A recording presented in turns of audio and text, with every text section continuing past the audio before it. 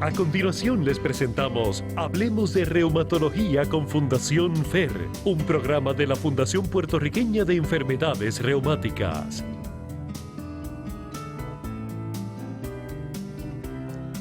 Buenos días, bienvenidos a Hablemos de Reumatología con Fundación FER. Hoy es sábado y estamos aquí. Mi nombre es Grisel Lugo y soy la directora ejecutiva de la Fundación Puertorriqueña de Enfermedades Reumáticas, una entidad sin fines de lucro cuya misión es aportar al bienestar general del paciente con condiciones reumáticas para que tengan una vida más saludable, activa y productiva. Le damos la bienvenida a todas las personas que nos están escuchando en todas las plataformas de Radio Isla 1320 AM, radioisla.tv y Radio Isla Facebook Live. En la mañana de hoy tenemos un programa que ha sido compuesto por preguntas que han hecho nuestros afiliados a la página de Facebook de Fundación FER. 10 preguntas sobre reumatología. Es un tema amplísimo y queremos quizás rápidamente abarcar algunas preguntas, las de las más importantes, pero para eso tenemos con nosotros al presidente de Fundación FER, el doctor Oscar Soto Raíces. Bienvenido, doctor. Gracias, Grisel. Buenos días y buenos días a todos los que nos escuchan hoy en la mañana. El doctor es reumatólogo y tiene presidente y socio fundador de Fundación FER, principal ejecutivo de la firma Mindful Rheumatics y Medical Research Group, ubicado en Atorrey. Teléfono 787-765-9034. Antes de que demos comienzo a las preguntas, queremos darle las gracias a nuestro auspiciador Global Healthy Living Foundation y su entidad Creaky Joints, mejorando las vidas de las personas con enfermedades crónicas a través de un mejor acceso a la atención, la educación, el apoyo, la defensa y la investigación centrada en el paciente. Como estamos, antes de que vayamos a las preguntas, como estamos en estos días recientes muy preocupados, toda la población mundial con la posibilidad del coronavirus, queremos decirles, y el doctor va a hablar un poco sobre eso, queremos decirles bien brevemente, yo desde mi perspectiva no médica, pero como persona de la comunidad, es importante que la información que des por buena sea de fuentes legítimas, de fuentes fidedignas. Tienes una página importantísima que es la Organización Mundial de la Salud, en donde puedes ver en español todo lo más reciente, todo lo que se ha descubierto alrededor del mundo entero y que tienes por seguridad garantizado prácticamente que es legítimo. Así es que no hagas caso a rumores. Simplemente busca información legítima para que puedas estar tranquilo y sin histeria para que puedas manejar tu vida, porque eso puede afectar a otras cosas, ¿verdad? Así es que antes de que comencemos con las preguntas, quiero decir, introducir el tema de hoy, ¿verdad? Según la Fundación Española de Reumatología, cuya sigla curiosamente es FER, la reumatología es la especialidad médica que se encarga de prevenir, diagnosticar y tratar las enfermedades musculoesqueléticas y autoinmunes sistémicas. Se trata de una de las especialidades que más avance en diagnóstico y tratamiento ha experimentado en los últimos años.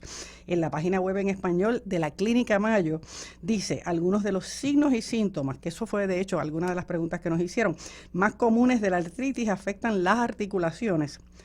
Según el tipo de artritis que tengas, los signos y síntomas pueden comprender dolor, rigidez, hinchazón, enrojecimiento, disminución de la amplitud del rango de movimiento.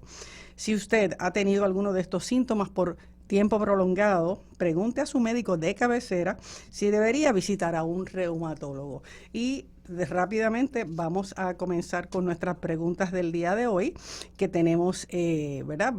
Poco tiempo, como siempre, doctor, pero que queremos inmediatamente dar comienzo a esta interesante sesión. La primera pregunta la hace Alicia Tacoronte. Dice, llevo 6 años con artritis psoriática, ¿es recomendable vacunarse? Varias de las personas que entraron en la página preguntaron, ¿alguna recomendación para los que usamos medicamentos biológicos para enfrentar este brote de coronavirus? ¿Es recomendable suspender el tratamiento?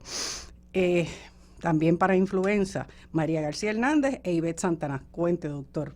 Ok, y ahí ya ahí abarcamos un montón de cosas, ¿verdad? De las varias preguntas que nos hicieron una vez se anunció esto, ¿verdad? Y yo creo que es importantísimo que discutamos esto porque ciertamente es un tema de salud pública el cual todos estamos siguiendo de cerca y esa es una de las recomendaciones, ¿verdad? Que nos mantengamos atentos a lo que se está publicando todo el tiempo y como muy bien dijiste, Grisel, que a todo el mundo busque fuentes, ¿verdad?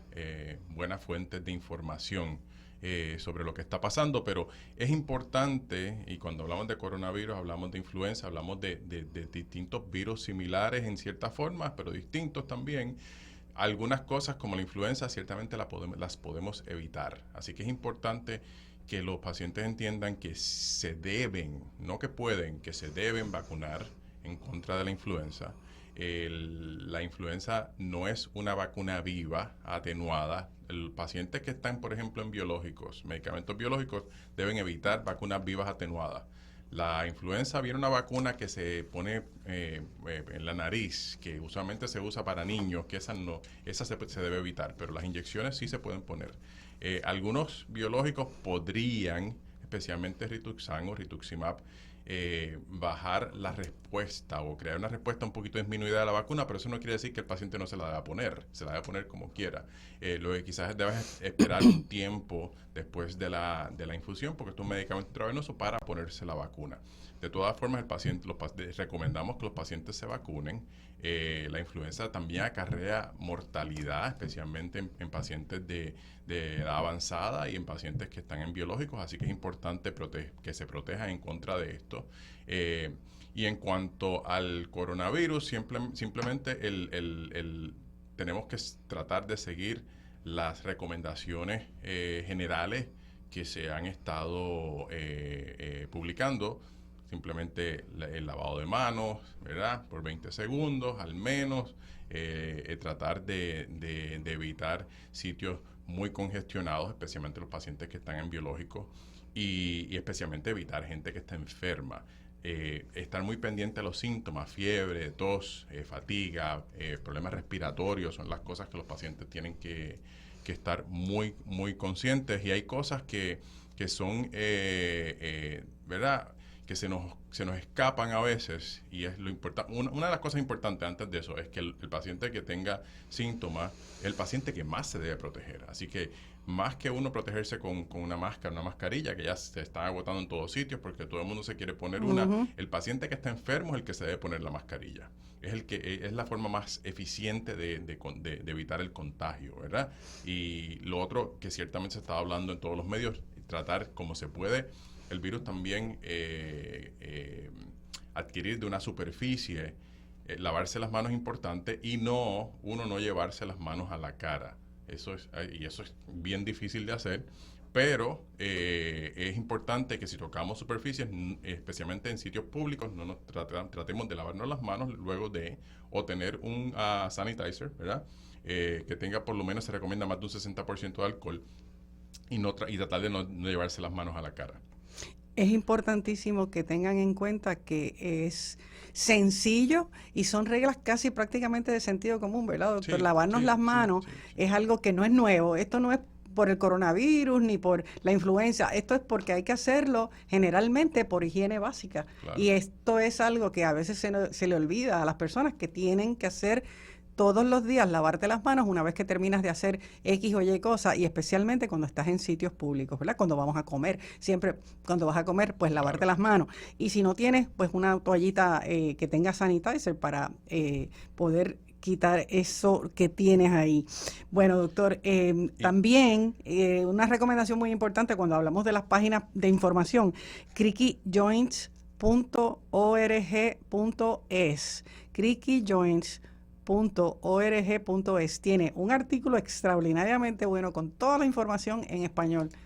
Sí, y de hecho ellos acaban de traducir, anteriormente se había posteado en la página el link, ¿verdad? La dirección para llegar a esta información en inglés. Ahora está en español. y son varias páginas de información que son bien importantes, bien valiosas, porque hablan de todas estas cosas que estamos discutiendo y muchas más. Por ejemplo, las cosas básicas que no se deben olvidar los pacientes que tienen condiciones reumáticas que ciertamente afectan el sistema inmune, y los medicamentos como altas dosis de prednisona, biológicos que pueden aumentar el riesgo de infección. Es mantenerse hidratado, mantenerse con buena alimentación, tratar de descansar suficiente. Son cosas que afectan el sistema inmune y lo fortalecen. Seguir haciendo ejercicios, evitar el estrés. O sea, son cosas importantes, y en estas páginas habla de forma muy simple cómo uno manejar la ansiedad con este tipo de situación, ¿verdad? Porque estamos hablando de una situación que causa ciertamente ansiedad. Y todas esas cosas debemos manejarlas, que se nos olvida manejar todas esas cosas y no enfocarnos tanto en no poder hacer cosas, sino en lo que puedo hacer para yo protegerme. Y a veces son cosas bastante sencillas, pero ciertamente en la página de Criqui Joints en español aparece esa información, y nosotros lo vamos a poner, lo tan pronto sea posible para que ustedes lo puedan accesar más rápidamente. Como les dije previamente, las preguntas de hoy básicamente están relacionadas con la reumatología en general, y lo que quisimos hacer fue agruparlas porque surgieron casi 40 preguntas, así es que es posible que tengamos que hacer otro programa para contestar algunas de ellas.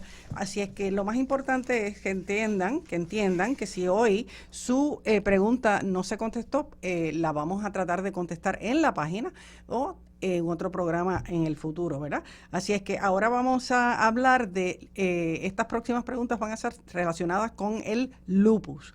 Dice, hay dos o tres personas, Angie Ortiz, quiere saber por qué es tan difícil diagnosticar el lupus, doctor.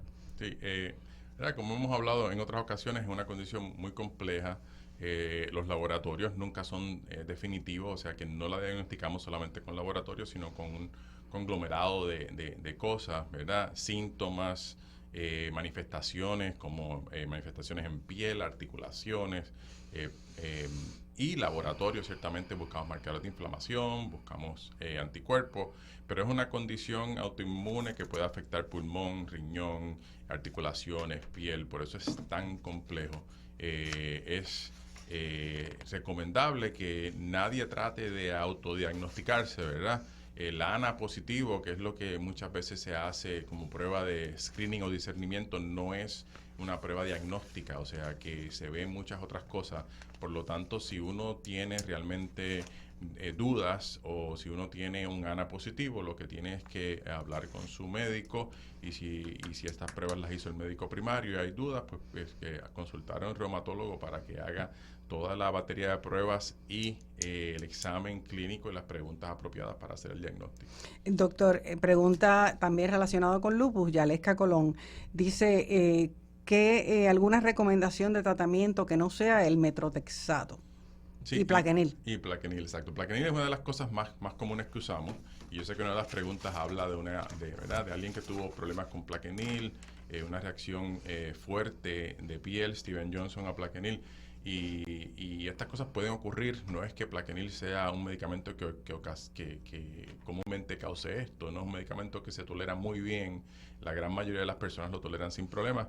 Metrotexato también se usa, pero se usan otros medicamentos inmunosupresivos, porque lo que se quiere es tratar de regular el sistema inmune, o algunos son en pastillas, ¿verdad? Como Cellcepta, Inmuran, pero también hoy en día usamos medicamentos biológicos como Benlysta, que está aprobado para el uso el tratamiento de lupus, y otros que no necesariamente tienen esa indicación, pero que los usamos también. O sea que hay muchas otras opciones que se pueden discutir, ¿verdad? Que debe discutir con su reumatólogo si siente que su lupus está activo, que es lo más importante. Primero entender y saber si el lupus está activo y qué está afectando, porque el tratamiento va dirigido a el órgano que esté afectado. Si es riñón, usamos unas cosas; si es pulmón, puede que usemos otras; si es articulaciones y piel, puede que el tratamiento sea distinto. Así que el tratamiento va a variar dependiendo del área que esté afectada con el lupus.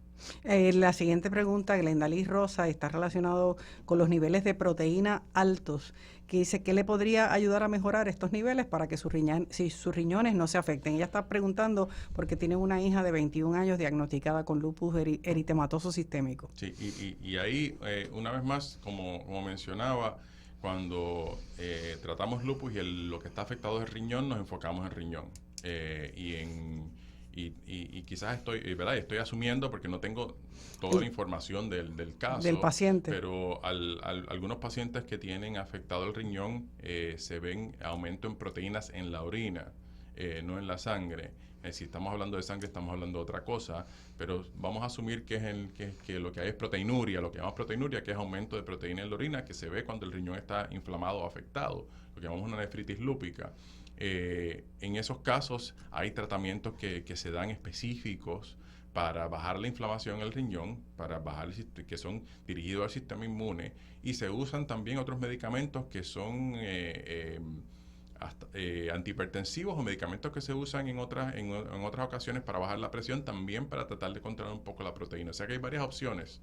Y muchas veces estas cosas se combinan para tratar de proteger el riñón, y ciertamente funcionan en muchos de los casos, o en la gran mayoría de los casos logramos controlar por lo menos el progreso de la inflamación y el daño renal en muchos pacientes hoy en día, ciertamente. Con relación al lupus también pregunta, Walkiris Ramos pregunta, ¿cuál es el mejor tratamiento para la vasculitis con una persona que tiene lupus?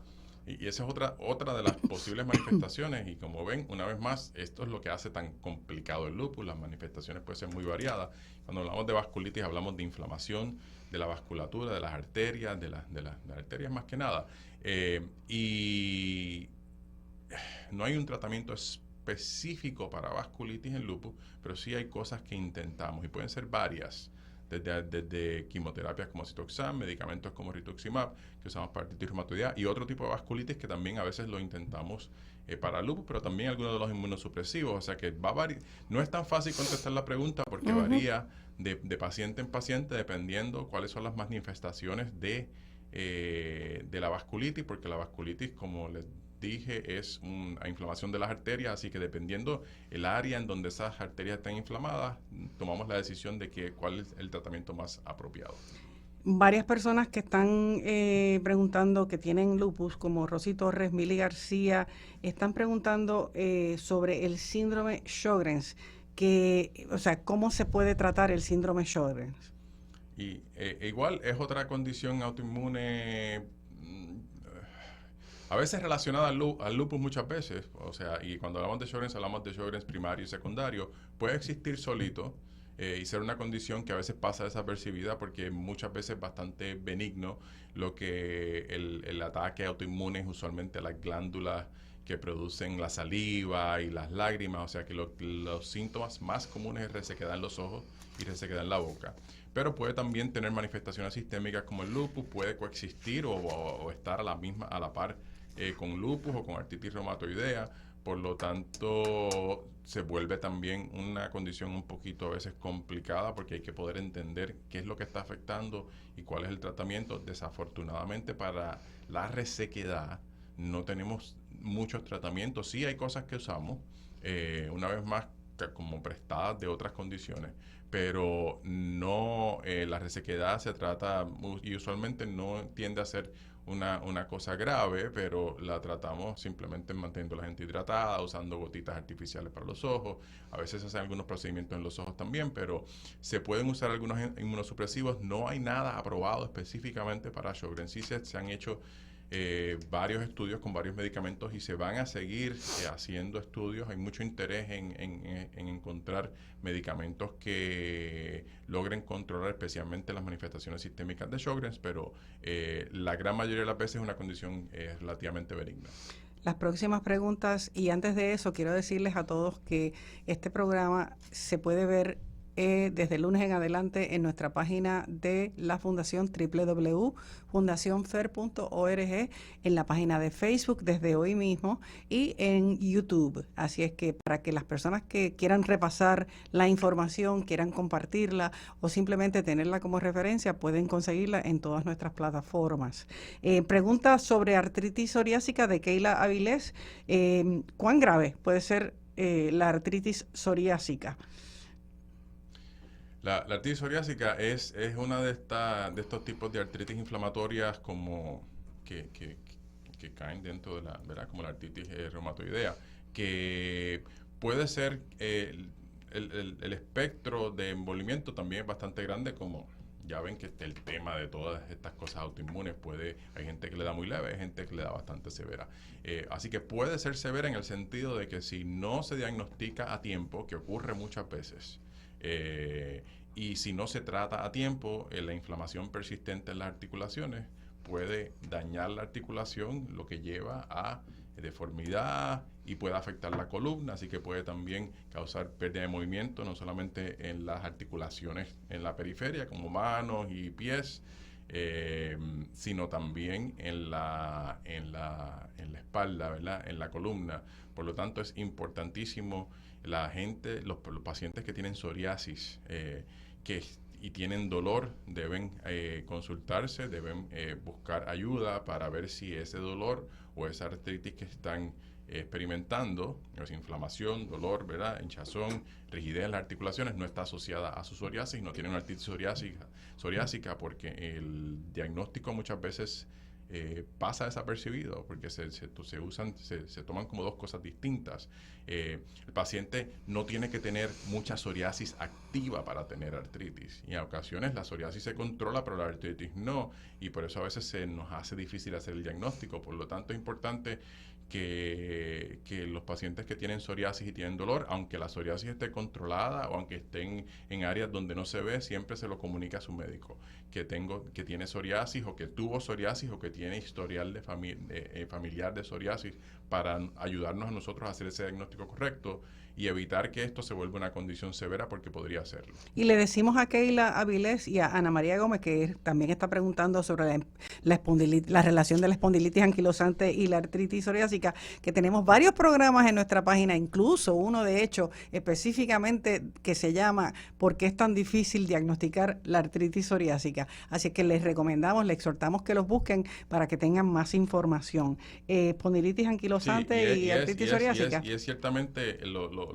es bueno que vayan y quizás repasen ese programa, porque hay mucha información buena en ese mismo programa, pero ciertamente, para decirlo de forma rapidita, la artritis psoriásica, la espondilitis anquilosante, que es una condición de artritis que envuelve mayormente la columna y las sacroiliacas, o sea que causa mucha inflamación en la espalda y puede causar pérdida de movimiento, al igual que las artritis relacionadas a colitis ulcerativa y a la condición de Crohn's, caen todas dentro de una familia de artritis que llamamos espondiloartropatías, y son un poco distintas a la artritis reumatoidea, por ejemplo, porque tienden a causar mucha inflamación en la columna, en las caderas, cosa que no ocurre con la artritis reumatoidea, porque que no afecta usualmente que no afecta realmente la columna usualmente.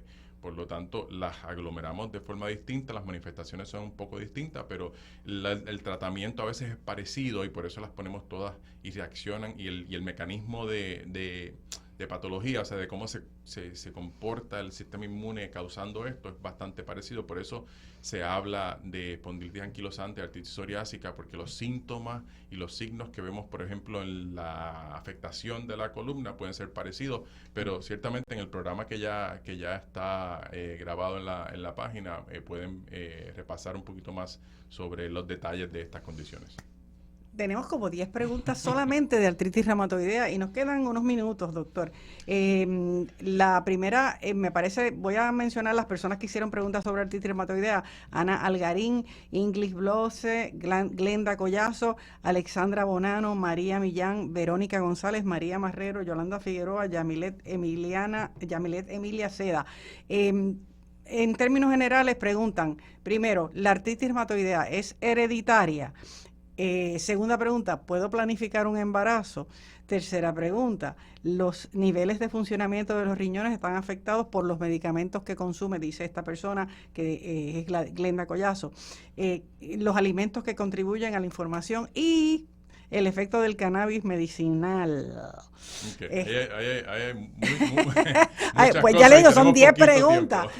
Pero antes de eso, doctor, quiero decirle a Verónica González específicamente que pregunta sobre el dolor, que en nuestro programa de los invitados que tuvimos de pacientes líderes, hay una excelente explicación sobre los tipos de dolor, así que también puedes buscar ese programa para que te informes con relación a cuáles son los dolores, cómo tú los puedes identificar y cómo le puedes ayudar al médico a diagnosticarte, doctor. Excelente recomendación, porque es lo primero que se me ocurrió cuando vi esa pregunta, que en el programa anterior, si no me equivoco, programas, sí, donde estuvieron las pacientes del Consejo de Pacientes de Puerto Rico, la explicación que dieron ellas sobre los distintos tipos de dolor estuvo excelente, y es bien importante para los pacientes entender esto. Muchas de estas preguntas que hemos recibido van en esa dirección. ¿Por qué tengo dolor cuando mi médico me dice que está todo bien?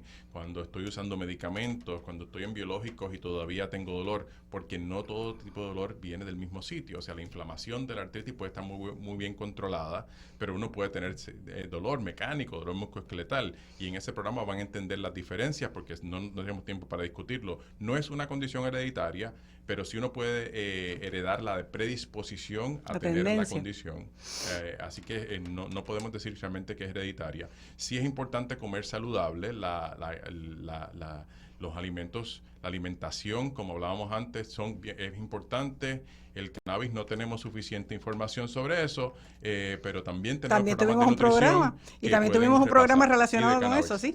Y una pregunta importantísima que está relacionada con todas las, ya me están haciendo señas de que tenemos que terminar, imagínense, pero me gustaría que para cerrar, Yolanda Figueroa pregunta, y una pregunta buenísima porque muchas personas se lo preguntan, ¿qué es remisión, doctor? Sí, y remisión es simplemente cuando podemos controlar la condición y el paciente está como si no tuviese nada. No hablamos de cura, porque estas condiciones, uno puede sentirse como que tiene cura mientras está en medicamentos, y a eso le llamamos remisión. Pero si uno deja los medicamentos y no tiene más ningún síntoma por mucho tiempo, podríamos hablar de cura. Pero remisión es simplemente cuando uno se siente que está curado, pero no podemos hablar de cura porque esto siempre puede volver a regresar, y por eso mantenemos a los pacientes en medicamentos cuando están en remisión. Y son dosis posiblemente más bajas, doctor.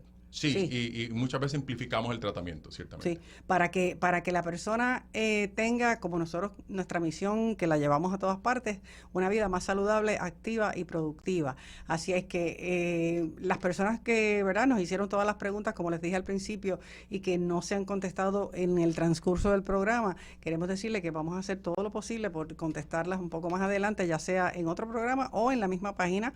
Le damos las gracias a todos por el interés en nuestro programa y en nuestra información. Les exhortamos, como dijimos al principio, de que se mantengan a la voz con fuentes legítimas de información con el coronavirus. No hay necesidad de tener histeria ni tener miedo. Es cuestión de informarte adecuadamente con fuentes legítimas para que tengas claro qué es lo que tienes que hacer. Sencillo, lavarte bien las manos, mantenerte lo más saludable posible y seguir esos consejos como la mejor fuente.